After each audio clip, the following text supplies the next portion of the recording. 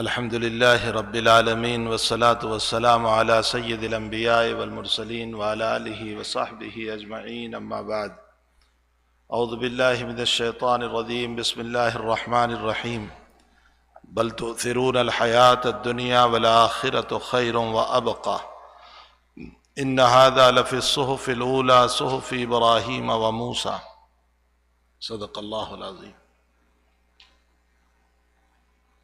بزرگان محترم،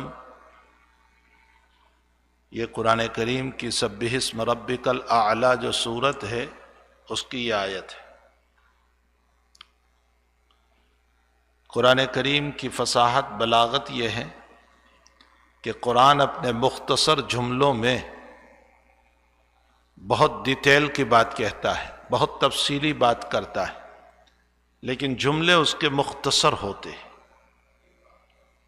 اور کچھ ہی جملوں میں اللہ تعالیٰ حقیقت کھولتا ہے، اس لیے کہ یہ اس ذات اقدس کا کلام ہے جو ساری کائنات کا خالق و مالک ہے، پالنہار ہے۔ اس لیے کلام اللہ ایک جامع کتاب ہے، اور احادیث مبارکہ اس کی شرح ہے، تفسیر ہے، اس کی غائد ہے۔ نبی اکرم صلی اللہ علیہ وسلم نے اس قرآن کو کھولا ہے، اپنے اقوال کے ذریعے سے، اپنے افعال کے ذریعے سے، اپنے کاموں کے ذریعے سے، اپنی باتوں کے ذریعے سے۔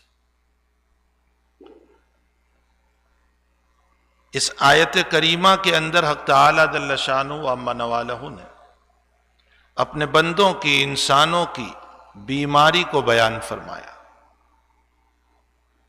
کہ تم میں یہ روگ ہے، تم میں یہ بیماری ہے، اور پھر اس کا علاج بھی بیان فرمایا۔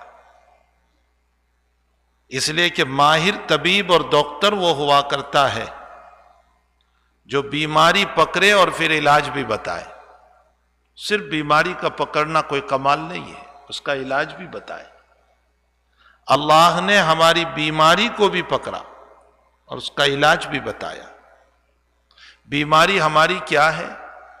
ایک تو دنیا کی بیماری، بخار آ جاتا ہے، نزلہ ہو گیا، سردی اور زکام ہو گیا، کھانسی ہونے لگی، قے اور وومیٹنگ ہونے لگی، یہ بیماری نہیں۔ ہماری وہ بیماری جو ہماری آخرت کو تباہ کرنے والی ہے، آخرت کو برباد کرنے والی، وہ بیماری۔ وہ کون سی بیماری؟ اللہ تعالیٰ نے فرمایا تو بل تؤثرون الحیات الدنیا، تم نے ہر معاملے میں دنیا کو ترجیح دی، بس میری دنیا بن جائے۔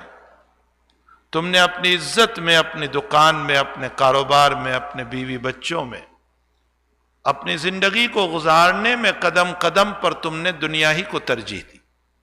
میری دنیا بنے، مجھے شہرت ملے، مجھے عزت ملے، مجھے دنیا ملے، میرا نام ہو جائے۔ تم اسی کو ترجیح دیتے رہے۔ بل تؤثرون الحیات الدنیا والآخرۃ خیر وابقی۔ اب اللہ علاج بتا رہا ہے، حالانکہ آخرت بہتر بھی ہے اور ہمیشہ باقی رہنے والی بھی ہے۔ دنیا کی کوئی نعمت ہمیشہ باقی رہنے والی نہیں ہے، کوئی نعمت۔ پھر اللہ تعالیٰ نے 3 عالم بنائے۔ ایک عالم وہ ہے جہاں خوشیاں ہی خوشیاں ہیں، جہاں غم نام کی کوئی چیز نہیں، وہ ہے جنت، جہاں کوئی غم نہیں، کوئی صدمہ نہیں، کوئی بیماری نہیں، کوئی عبادت نہیں، کوئی پیٹ کا درد نہیں، کوئی سر کا درد نہیں، کوئی بڑھاپا نہیں، کوئی موت نہیں۔ لا فیہا غول ولا ہم عنہا ینزفون، وہاں کی شراب پر پیٹ میں درد نہیں، وہاں خوشیاں ہی خوشیاں ہیں۔ اور ایک وہ عالم بنایا جہاں غم ہی غم ہے، اور وہ جہنم ہے، جہاں خوشی نام کی کوئی چیز نہیں، غم ہی غم ہے، کسی کو تھوڑا غم، کسی کو زیادہ غم۔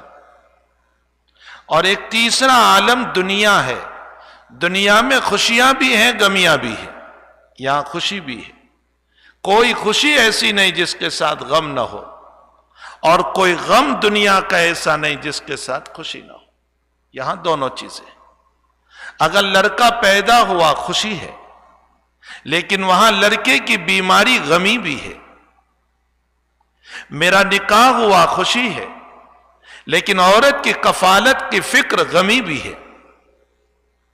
میں نے مکان خریدا خوشی بھی ہے، لیکن اس مکان کا قرضہ ہے غمی بھی ہے. میں نے دکان لی خوشی بھی ہے، لیکن دکان چلے یا نہ چلے غمی بھی ہے. میری باڈی صحت مند ہے خوشی بھی ہے، لیکن اس کے ساتھ کب بیماری آ جائے غمی بھی ہے. یہ دنیا خوشی اور غمیوں کا سنگم ہے، ملا جھلا ہے. یہاں خوشی بھی ہوتی ہے، غمیاں بھی ہوتی ہیں.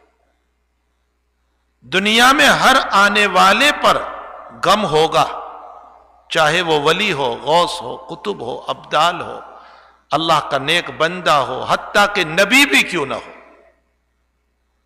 نبی پر بھی غم آئے. حضور پاک صلی اللہ علیہ وسلم فرماتے ہیں کہ سب سے زیادہ غم مجھ پر آیا، ثم الامثل فالامثل، پھر تمام نبیوں پر. حضرت فرماتے ہیں سب سے زیادہ غم مجھ پر آئے. نبی کو مارا گیا، پیٹا گیا، ستایا گیا، پتھر برسائے گئے، راستے میں کانٹے بچھائے گئے، تہمتیں لگائی گئی، آپ کے قتل کی میٹنگیں بلائی گئی، آپ کو جلا وطن کرنے کی میٹنگیں بلائی گئی، آپ کو اپنا پیارا وطن چھوڑنا پڑا، مکہ چھوڑنا پڑا، کعبۃ اللہ چھوڑنا پڑا. سن 6 میں عمرے کے لیے گئے، عمرہ نہیں کرنے دیا. غموم پہ غموم، حالات پہ حالات. آپ نے اپنی حیاتی میں اپنی بیٹیوں کی طلاقیں دیکھی. وہ باپ ہے جس باپ کی بیٹیوں کو اس لیے طلاق دی گئی کہ تیرا باپ ایمان کا دعوے دار ہے، اور کوئی وجہ نہیں تھی. اس نبی کو اپنی حیاتی میں اپنی بچیوں کے جنازوں کو کندھے پر اٹھانا پڑا. اپنی بیٹیوں کو اپنے ہاتھوں سے دفن کیا. حضرت زینب کو دفن کیا، ام کلثوم کو دفن کیا، اپنے ہاتھوں سے دفن کیا. غموں پہ غم ہے نبی اکرم صلی اللہ علیہ وسلم. یہ نہ سوچو میرے بھائیوں کہ ہم عبادت کریں اور غم نہ آئے، ایسا نہیں ہوگا. دنیا سنگم ہے خوشی اور غمی کا. یہاں خوشی بھی ہے، غمی بھی ہے، حالات بھی ہے، مصائب بھی ہے، پریشانیاں بھی ہیں، خوشیاں بھی. کوئی انسان یہ نہ سوچے کہ میں عبادت گزار ہوں اس لیے مجھ پر غم نہ آئے، میں تہجد پڑھتا ہوں اس لیے غم نہ آئے، میں سخاوت کرتا ہوں اس لیے غم نہ آئے، میں نمازیں بہت پڑھتا ہوں. نہ، یہ نہ سوچو، یہ غلط سوچ. اولیاء اللہ پر بھی حالات آتے ہیں، نیکوں پر بھی حالات آتے ہیں، ہر ایک کے اوپر حالات تو آتے ہیں. بہرحال دنیا جو ہے وہ خوشی اور غمی کا سنگم ہے، ملا جلا ہے. یہاں غم بھی ہوگا، خوشیاں بھی ہوگی. تو اس دنیا کی کوئی نعمت دائمی نہیں ہے، ہمیش کی نہیں ہے. کوئی نعمت ہمیش کی نہیں. میرا سرور، میری خوشی، میرا مکان، میری جائیداد، میری پراپرٹی سب ٹیمپرری ہے، سب وقتی ہے. اس کے بعد یا تو دنیا میں بھی حالات آ سکتے ہیں، اور دنیا میں اگر حالات نہ آئے تو موت تو اپنی جگہ مسلم ہے، موت اپنی جگہ برحق ہے. وہ ساری خوشیوں کو ملیا میٹ کر دیتی. حضور پاک صلی اللہ علیہ وسلم فرماتے ہیں اکثروا ذکر ہادم اللذات، تمہاری لذتوں کو توڑنے والی چیز کو خوب یاد کرو. اللہ کے نبی لذتیں کس سے ٹوٹے گی؟ فرمایا یعنی الموت، موت. آپ اپنی بیٹی کے جنازے پر قبرستان میں بیٹھے ہوئے ہیں اور کچھ سوچ رہے ہیں، اور پھر نظر اٹھا کر صحابہ کو فرمایا یہ پہلی منزل ہے، جس کی یہ منزل بنی وہ آخرت بنتی چلی گئی، اور جس کی یہ منزل بگڑی وہ بگڑتی چلی جائے گی. اپنی آخرت کی طرف توجہ دلائی. ہماری دنیا کے بنانے میں ہم اتنے فکر مند ہو گئے کہ اپنی آخرت بھول گئے، اپنی قبر کو بھول گئے، اپنے حشر کو بھول گئے، اپنے رب کو بھول گئے، اپنے حبیب پاک صلی اللہ علیہ وسلم کی مبارک سنتوں کو، ان کے اداؤں کو، ان کے طریقوں کو بھول گئے. ہمیں اپنی آخرت کو یہ ہماری بیماری ہے، یہ روگ ہے. کہ ہم دنیا کی محبت میں پڑ کر آخرت کو بھول گئے. بل تؤثرون الحیات الدنیا، تم نے دنیا کی زندگی کو ترجیح دے دی کہ سب کچھ یہی ہے، یہاں کی نعمتیں فانی ہیں. امام غزالی نے احیاء العلوم میں لکھا ہے یہ دنیا کی چیزیں توئیز ہیں. کھیلنے کے توئیز ہوتے ہیں نا جو بچوں کو دیے جاتے، ہم ان سے کھیل رہے ہیں. میرا بچہ جب توئیز سے کھیلتا ہے تو کبھی میں توئیز لے لیتا ہوں اور کبھی بچے کو اٹھا لیتا ہوں. امام غزالی کہتے ہیں کہ اللہ کبھی توئیز لے لیتا ہے، دکان لے لی، بچے کی موت ہو گئی، بیوی کا انتقال ہو گیا، کاروبار ٹھپ ہو گیا، جاب چلا گیا، یہ توئیز لے لیا اللہ نے. اور کبھی سارے توئیز رہتے ہیں، دکان بھی ہے، کاروبار بھی ہے، سب کچھ ہے، بیوی بھی ہے، بچے بھی ہے، سب کچھ ہے، لیکن اللہ کھیلنے والے ہی کو اٹھا لیتا ہے، اسی کو دنیا سے روانہ کر دیا. تو کبھی توئیز لیتے ہیں، کبھی کھیلنے والے کو لیتے ہیں.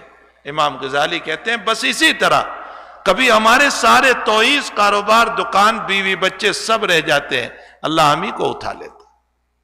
تو دنیا کی زندگی پائیدار نہیں ہے، ہمیش کی نہیں ہے.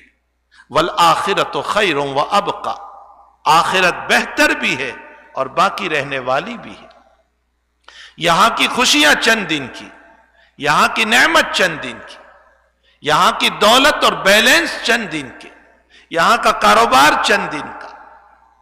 بخاری شریف میں روایت ہے نبی اکرم صلی اللہ علیہ وسلم فرماتے ہیں اگر کسی کو جنت میں ایک کورے کے برابر جگہ مل جائے، ایک کورے کے برابر، کورا کتنا ہوتا ہے، ایک کورے کے برابر جگہ مل جائے، فرمایا دنیا و ما فیہا سے بہتر ہے.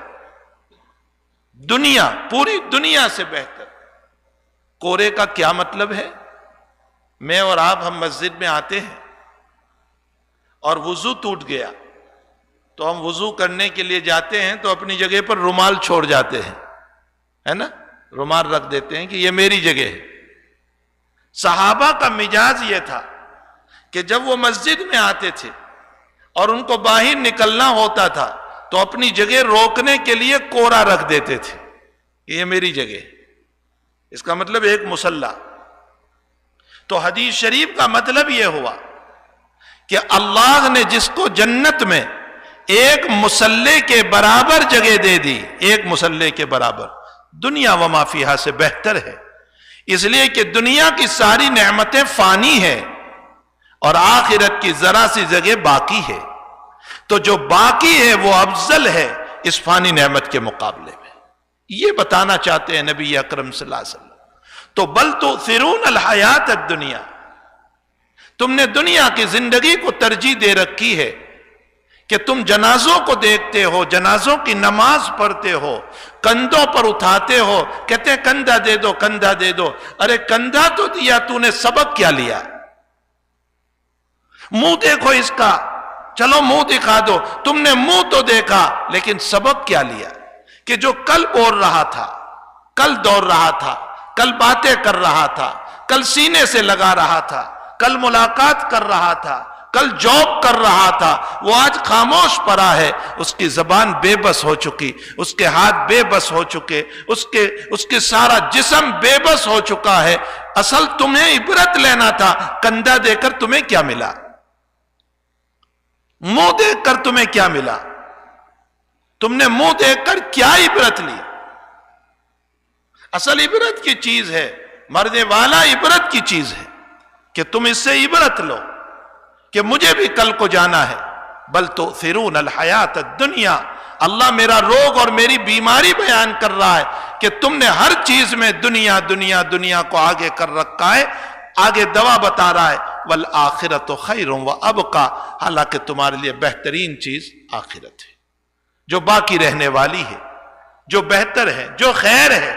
والآخرۃ خیر وابقی. اور یہ نصیحت وہ ہیں، اللہ کہہ رہا ہے ان ھذا لفی الصحف الاولی صحف ابراہیم و موسیٰ. یہ وہ نصیحت اللہ کہتا ہے میں تم کو قرآن میں کر رہا ہوں جو میں نے ابراہیم کو صحیفے میں کی تھی، جو موسیٰ کو صحیفے میں کی تھی. کیا مطلب اس کا کہ میں نے ابراہیم کے صحیفے میں، موسیٰ کے صحیفے میں؟ مفسرین اعظام فرماتے ہیں تفسیر رازی میں، رازی نے لکھا ہے کہ ابراہیم و موسیٰ کا نام لے کر اللہ یہ بتا رہا ہے یہ نصیحت اتنی امپورٹنٹ ہے، یہ نصیحت اتنی اعلیٰ ہے، یہ نصیحت اتنی اونچی ہے کہ میں نے اپنے ابراہیم و موسیٰ جیسے اولو العزم پیغمبر کو کی تھی، وہ نصیحت میں تم کو کر رہا ہوں۔ اس کی حقیقت، اس کی بلندی، اس کا مقام سمجھانے کے لیے فرمایا کہ ان ھذا لفی الصحف الاولی صحف ابراہیم و موسیٰ۔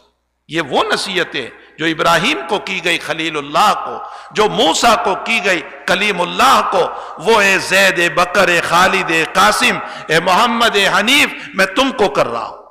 یہ حقیقت، اس کے مقام اور افضلیت کو بتانے کے لیے اللہ نے آگے یہ جملہ فرمایا۔ تو آخرت کی فکر انسان میں پیدا ہو۔ اب آخرت کی فکر پیدا کیسے ہوگی؟ اس کا جواب یہ ہے کہ جن کے اندر آخرت کی فکر ہے ان کی صحبت اختیار کرو، اللہ والوں کی صحبت، نیکوں کی صحبت، بزرگوں کی صحبت، ان کی صحبت اختیار کرو۔ اس لیے کہ صحابہ نے صحبت اختیار کی نبی کریم صلی اللہ علیہ وسلم کی۔ وہ صحابہ جو بکری کے اوپر لڑتے تھے، جو پانی پر لڑتے تھے، جو کنویں پر لڑتے تھے، جو ایک دوسرے کی گردن مار دیتے تھے، کسی کا اونٹ پہلے چلا گیا اور باری اس کی بعد میں تھی، اس پر وہ لڑتے تھے، جو جان کے اور خون کے پیاسے تھے، صحبت رسول کی وجہ سے یہ اثر ان میں آ گیا۔ کیا اثر آیا؟ عبداللہ ابن عمر کہتے ہیں، میں مختصر اشارہ کرتا چلوں، عبداللہ ابن عمر کہتے ہیں ہم سفر میں تھے، ایک آدمی بکریاں چرا رہا تھا، روزے سے تھا، ہم نے اس سے کہا بکریوں کا دودھ پلائے گا؟ اس نے کہا مالک کی اجازت نہیں ہے۔ ہم نے کہا تو بیچے گا ایک بکری، پیسے دے دے؟ فرمایا نہیں، مجھے اجازت نہیں۔ کہا تیرا مالک کہاں دیکھ رہا ہے؟ یہاں پر کہہ دینا کہ لائن کھا گیا، بھیڑیا کھا گیا۔ تو وہ آدمی چرواہا، چرانے والا، وہ یہ جواب دے رہا ہے فَأَيْنَ اللَّهُ، مالک نہیں دیکھ رہا ہے، اللہ تو دیکھ رہا ہے۔ یہ مجاز صحبت رسول کی بنیاد پر ہوا۔ حضرت عمر جا رہے ہیں، رات میں گشت لگا رہے، اور ماں بیٹی کو کہہ رہی ہے بیٹی پانی میں دودھ ملا دے تاکہ دودھ زیادہ ہو جائے، پیسے زیادہ آئیں گے۔ بیٹی کہہ رہی ہے عمر کا حکم نہیں۔ تو ماں کہہ رہی ہے بیٹی رات کا وقت ہے، عمر کہاں دیکھ رہا ہے، وہ تو اپنے مکان میں ہوگا، اور عمر سن رہے ہیں ساری بات باہر۔ تو بیٹی کا جواب ہے امی عمر نہیں دیکھ رہا ہے، عمر کا اللہ تو دیکھ رہا ہے۔ اور اسی بیٹی کے جملے پر حضرت عمر نے اپنے بیٹے عبد الرحمن کا نکاح اس بیٹی سے کرایا، جس سے قاسم پیدا ہوا جو فقیہ مدینہ کہا گیا۔ یہ باتیں کہاں سے آئی؟ صحبت رسول سے۔ معلوم ہوتا ہے بزرگوں کی صحبت، اللہ والوں کی صحبت، علماء کی صحبت، نیکوں کی صحبت کی بنیاد پر ہماری زندگی میں آخرت کی فکر پیدا ہوتی ہے، اللہ کی یادیں زندہ ہوتی ہیں، اللہ کی فکر پیدا ہوتی ہے، اور اہل دنیا کے ساتھ نشست پر بیٹھنے پر دنیا کی محبتیں پیدا ہوتی ہے، دنیا کے تذکرے پیدا ہوتے ہیں۔ اس لیے قرآن کریم میں یا ایھا الذین آمنوا اتقوا اللہ وکونوا مع الصادقین، اے ایمان والو تقوی اختیار کرو۔ تقوی کہاں ملے گا؟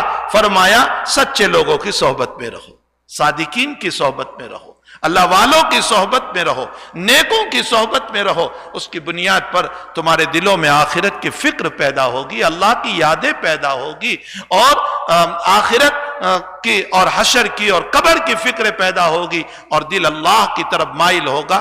بے شمار واقعات روایات میں ہیں، یہ میں نے مختصر تشریح کر دی۔ بل تؤثرون الحیات الدنیا، یہ ہمارا روگ ہے، ہماری بیماری ہے کہ ہر چیز میں میری دنیا، میرا عہدہ، میری کرسی، میرا مقام، میری جائیداد، میری دکان، میرا جاب، مجھے شہرت ملے، مجھے عزت ملے، مجھے دولت ملے، اور اسی پر میں دوڑتا چلا جا رہا ہوں۔ حالانکہ والآخرۃ خیر وابقیٰ، آخرت بہتر ہے۔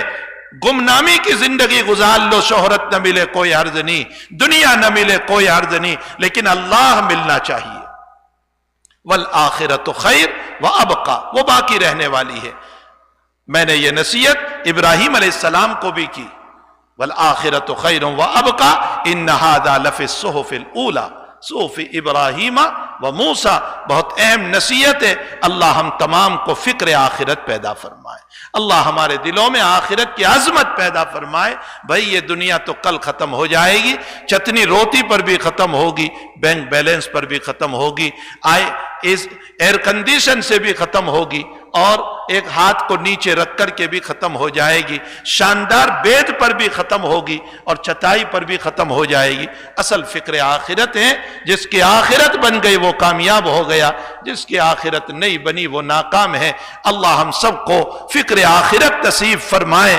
اپنے رب کو راضی کرنے کی وقت نہیں ہے، ورنہ میں ایسے ایسے واقعات آپ کو سناتا جن کی دنیا میں کچھ نہیں تھا لیکن ان کی آخرت وہ بنی ہے.